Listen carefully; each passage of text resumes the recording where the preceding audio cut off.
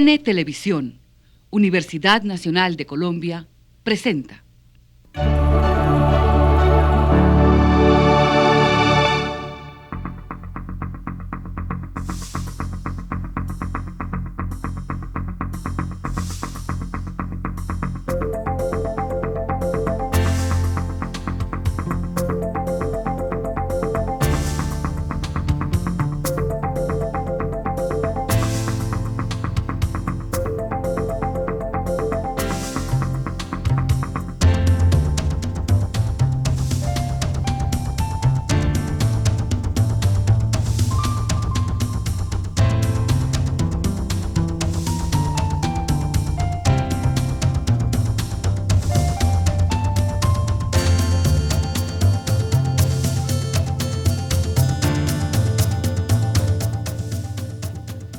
Mi padre era una persona empleada de la rama judicial, no era abogado, pero era, digamos, funcionario que llamaban todavía, creo, oficial mayor de un tribunal. Pero tenía un oficio colateral que era calígrafo, en la época en que las tarjetas no se hacían por imprenta, sino que la gente mandaba a hacer al calígrafo las tarjetas. Desafortunadamente nosotros no heredamos la buena letra, quizá la buena escritura sí, pero no la buena letra. Sabemos más o menos escribir porque la formación era al mismo tiempo de la educación secundaria y la educación en el hogar. Nosotros casi todos tenemos un antecedente mucho de magisterio, digamos, la familia casi toda ha tenido algún destino docente, o bien en bachillerato o bien a nivel universitario. En cuanto a la manera de hablar, a pesar de que cuando uno llega aquí a Bogotá, y ya uno ha vivido más tiempo en Bogotá que en el Valle del Cauca, se le borra el acento. Por eso lo rescatamos y lo recobramos muy pronto cuando volvemos allá. O en casa, porque mi mujer es también vallecaucana, también es de Buga. Entonces entre nosotros hablamos un lenguaje bayuno, utilizamos el vos y toda la cosa, pero con nuestras hijas y con los demás aprendimos a tutear. Entonces nos movemos en los dos campos, en el vos y en el tuteo.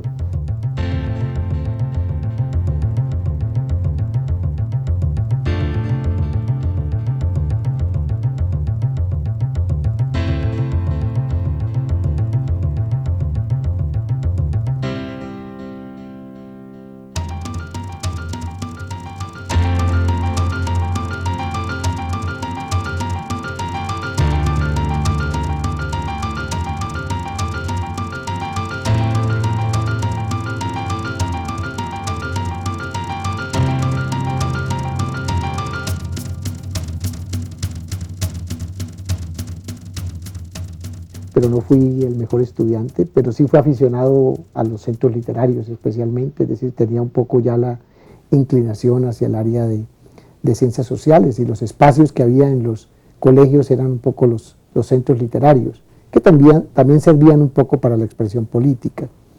Al terminar, digamos, los estudios de bachillerato, se daba un poco la controversia alrededor del final de la breve dictadura que tuvimos, la dictadura de Rojas, que como ustedes saben, pues se extendió más o menos del 53 al 57. Entonces en los años finales del bachillerato pues nos pusieron a desfilar libros sí, fusiles no, ¿cierto?, contra la dictadura de Rojas. Un poco sin saber mucho la significación, pero un poco contra el poder militar de la época, pero digamos impulsados o acicateados por la burguesía local, como la burguesía general acicateó también el movimiento contra Rojas, porque ya se había restablecido la normalidad turbada de la época de la violencia y de la degeneración del régimen democrático bajo Laureano, etc. Y se había hecho un poco de paréntesis sobre la violencia rural, que en esos pueblos como Buga pues tenía algún impacto, ¿no?, en el sentido de todo el movimiento de propiedad raíz que había en el campo, o el proceso de expulsión campesina hacia esos pueblos que recibieron especialmente a los viejos hacendados de las fincas, etc. Ese es un poco el contexto, digamos, inicial. La elección de carrera era difícil, ¿no? Porque en esa época no había muchas oportunidades de elección, como las hay hoy, relativamente. Entonces, para quienes nos inclinábamos un poco por las ciencias sociales, en ese momento no había un campo muy amplio para las ciencias sociales, apenas despuntaba la economía en algunas partes, pero no existía ni sociología ni antropología como continentes independientes en el mundo académico. Entonces, lo que se nos ofrecía a nosotros era un poco la formación en Derecho. Yo tenía unos antecedentes de la Universidad Nacional porque mis hermanos habían estudiado en la Universidad Nacional.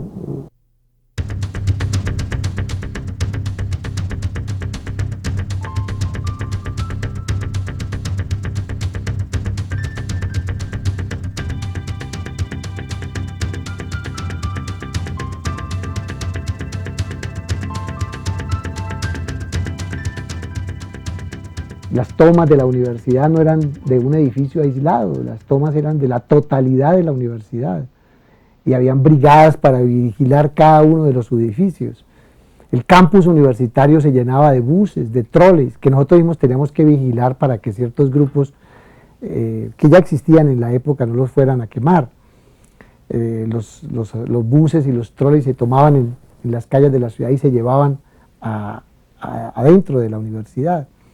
Y eran las épocas en que se luchaba por un orden distinto de la universidad. En esa época se expidió una ley que fue muy importante para la universidad en el año 63 como resultado de esas luchas. Había organización estudiantil, había movimiento estudiantil. El movimiento estudiantil estaba muy ligado a las luchas sociales. La vida, digamos, de tipo de convivencia interna, las semanas universitarias, los reinados, las fiestas, las peleas entre cachacos y costeños, la vida en la cafetería central de la universidad, las residencias universitarias, ¿no? Había campus, había vida, cosa que hoy se ha perdido, que justamente es algo que hoy todo el mundo reclama, que la universidad no sea solamente un sitio para ir a oír clases, sino un sitio de convivencia, de diálogo, de vida universitaria, que ha desaparecido plenamente. Y apareció el reto de ser buen estudiante, que eso a veces es un poco azar también, digamos. Entonces uno se vuelve el buen estudiante y debe mantener esa condición y lo impulsan los demás compañeros a seguir siendo buen estudiante, ya no puede uno sacar malas notas. Entonces la preocupación se convierte en que no tanto en aprobar las materias, sino en tener el mayor éxito. Además había un estímulo interesante, una zanahoria interesante en esa época, que eran las becas para los estudiantes al finalizar sus estudios, que eran unas becas que la universidad ofrecía por cada promoción para estudiar en el exterior, con todo pago, pasajes, matrículas, durante 2 años en el sitio que uno eligiera y donde lo admitieran. Entonces un poco se volvió la carrera también una carrera por tener esa posibilidad, ¿no? Eso se disputaba mucho en esa época, era un estímulo importante, muy significativo. Casi todas las personas que estudiaban en la universidad en las distintas áreas se formaba en el exterior y luego engrosaba las filas del personal docente, ¿no? En el año de 1969, recién entrado yo al Departamento de Filosofía de la Nacional, que lo dirigía en ese entonces Francisco Posada, en plena agitación estudiantil y profesoral de la universidad, pues hicimos contacto, conocimos a Víctor Manuel y la relación fue muy importante, entre otras cosas, porque Víctor Manuel alcanzó a fundar un instituto de estudios políticos ahí en la Nacional y nosotros de filosofía participamos, algunos profesores, y si bien él tuvo que irse de la universidad debido a problemas precisamente de represión política, pues continuó una relación muy estrecha de tipo intelectual con él, dada además su amabilidad y su simpatía personal, y la mayor parte de las veces pues nos reuníamos a hablar precisamente con mucha sorna y mucho humor de todo lo que estaba pasando y de todo lo que ha pasado, sobre todo últimamente. La experiencia de la Universidad de Lovaina para mí es muy placentero, porque además mantenemos hoy relaciones con la que fue nuestra segunda alma mater, tenemos un convenio, tenemos intercambios con ellos. Yo realmente llegué a la Universidad de Lovaina por los contactos que en esa época existían en la universidad. Yo estudié una cosa distinta al derecho, estudié ciencia política, digamos, me inicié en la reflexión teórica sobre el Estado. Y allí me puse en conexión un poco con una formación en la obra de Marx muy sólida. Realmente nosotros acá conocíamos únicamente cartillas o cosas de catequesis, pero no cosas de fondo. Yo afortunadamente coincidí en Europa con lo que fue el movimiento del 68. Por consiguiente, pude seguir, digamos, el itinerario de lo que fue la intelectualidad de esa época y especialmente la génesis y el nacimiento de lo que fue la escuela altuseriana.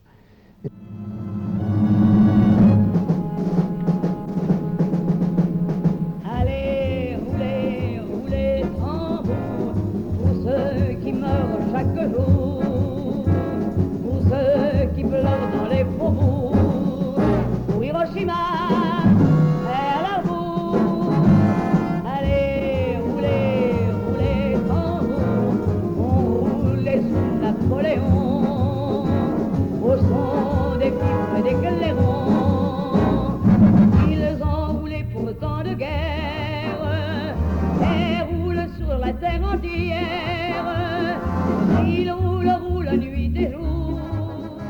Mi trabajo de grado allá fue un poco una reflexión sobre la significación de la obra de Marx en la perspectiva altuseriana frente a la ciencia política. En esa época empezaba a despuntar Nikos Poulantzas, también trágicamente fallecido. Yo trabajé sobre la obra de él. Él inició dentro del grupo altuseriano la reflexión sobre el Estado. Entonces para mí fue, digamos, una iniciación y me fue un pretexto importante para yo llegar a ese trabajo teórico. El resultado fue bueno desde el punto de vista del ensayo teórico que hice entonces. Yo había podido permanecer en Lovaina. En esa época Lovaina era en el pueblo viejo de Lovaina, en la parte flamenca, en medio una universidad, una sección francesa dentro del mundo flamenco. Hoy es separado, hoy es un mundo aparte, universidad francesa separada de la parte flamenca. Y obviamente el afán de regresar a la universidad. En ese momento yo tenía un afán inmenso de regresar a la universidad, de ser docente de la universidad, de ser investigador de la universidad. Y así fue como regresé a la universidad, con la iniciativa muy clara de impulsar los estudios de ciencia política en Colombia. Aquí los estudios de ciencia política estaban muy orientados por las tendencias norteamericanas de ciencia política, especialmente alrededor de la obra de David Easton, de Robert Dahl, de Karl Deutsch, etc. Pero nosotros podíamos ofrecer otra vertiente. Y así organizamos en los años 70 lo que yo llamaría la primera época del Instituto de Estudios Políticos, lo que después se reconstruyó en el 85 como el IEPRI, que ustedes conocen.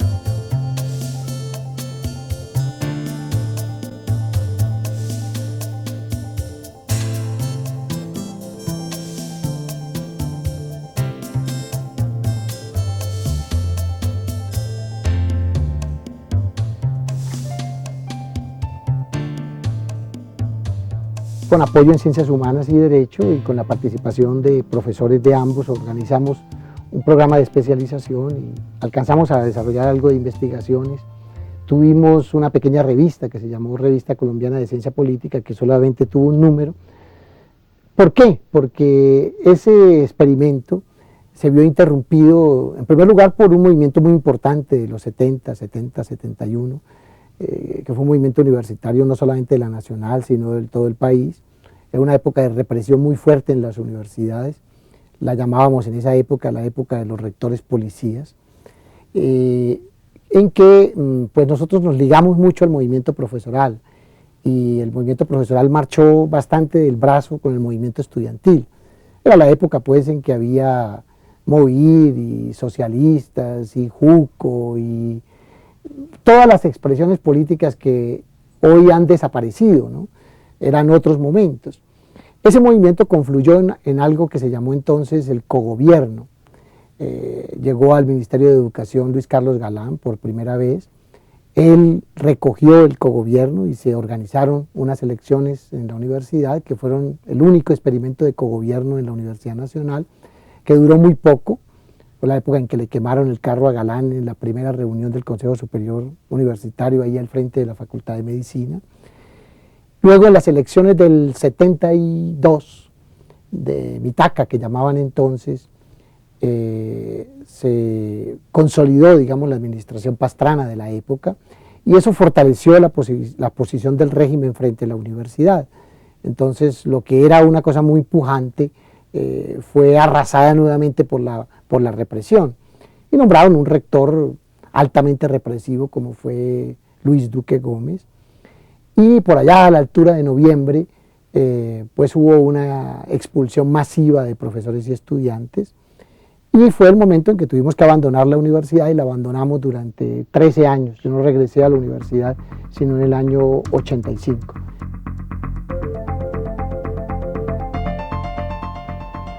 Desde finales de los 80 también es fundamental entender cómo Víctor Manuel Moncayo empezó a plantear que la Facultad de Derecho y Ciencias Políticas de la Universidad Nacional debería crear un programa de ciencia política. Hay quizás un artículo pionero en el primer número de la revista Politeia donde Moncayo plantea ya una propuesta en este sentido.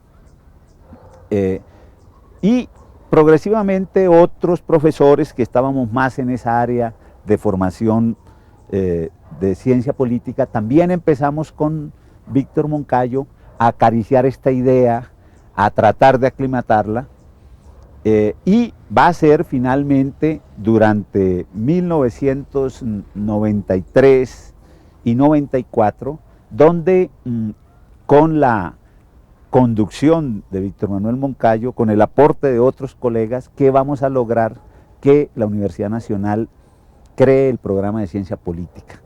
La llegada de él, como de otras personas de Europa, permitió el estudio de una corriente que puede ser criticada, lo fue y lo es hoy en día, pero que sobre todo representaba una posición distinta a la posición tradicional del leninismo o del stalinismo. Es decir, refrescaba la discusión teórica, mostraba que el marxismo no era solamente una versión, sino un campo de posibilidades. En ese momento, años 70, eso tiene una gran influencia sobre toda nuestra generación intelectual y política, porque es el año de la llamada gran crisis universitaria y de la explosión del movimiento estudiantil. Ahí esas nuevas corrientes del marxismo nos permitían a nosotros, los que estábamos en el movimiento estudiantil, redefinir nuestro papel social y político.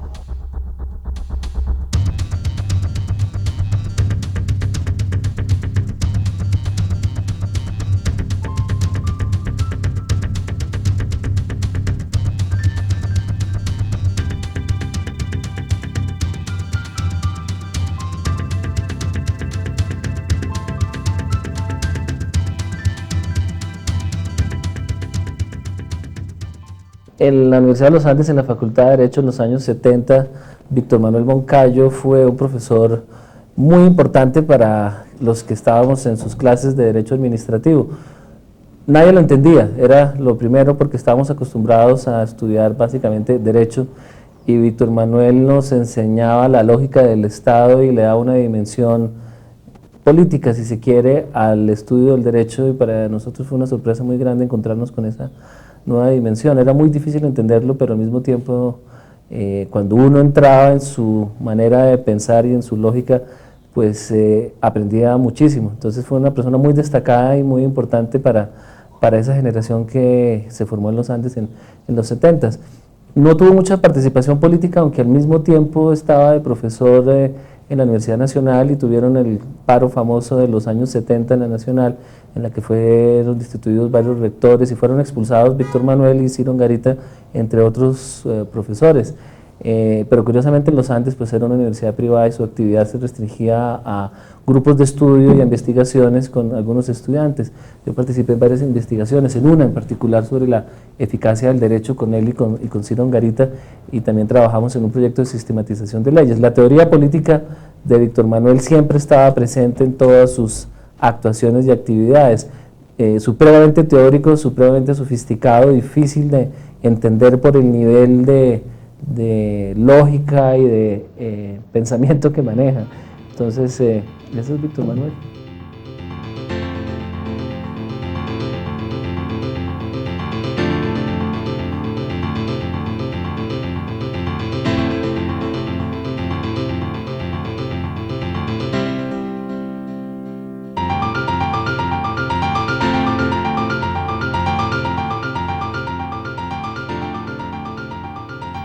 Obviamente la universidad ha cambiado desde otro punto de vista porque, digamos, no es la misma de antes, pero además porque tiene que afrontar unos retos.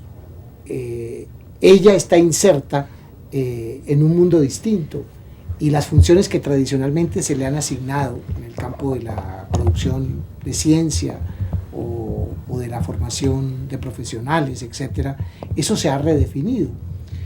Y además la han colocado en lo que se llama hoy el mercado, al igual que el resto de las universidades, pero con unas deficiencias o unas dificultades, porque no puede competir en la esfera del mercado como pueden competir las otras universidades.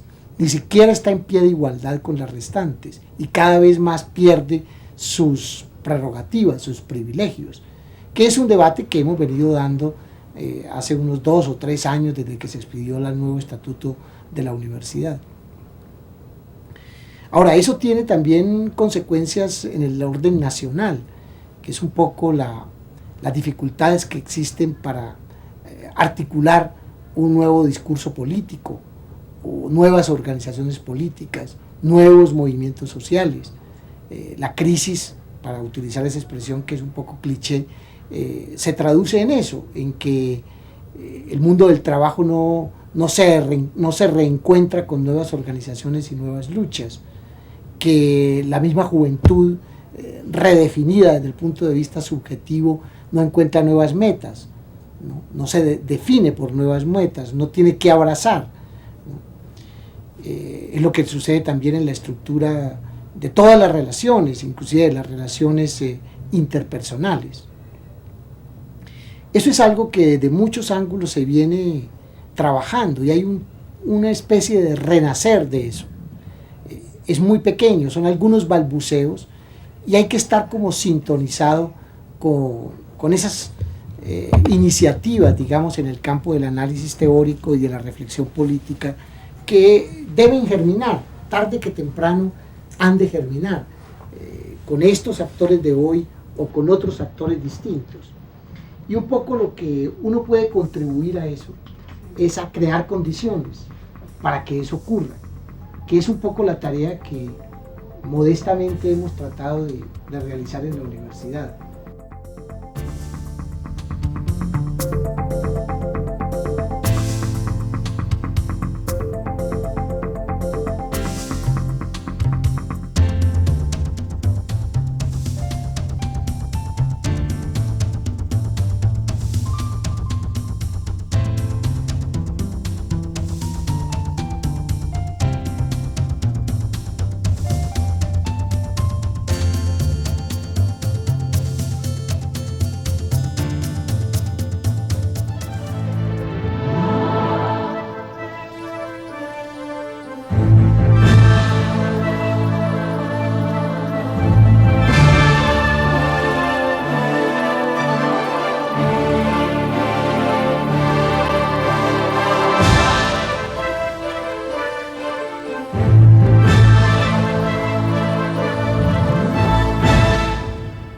UN Televisión, Universidad Nacional de Colombia, presentó el anterior programa.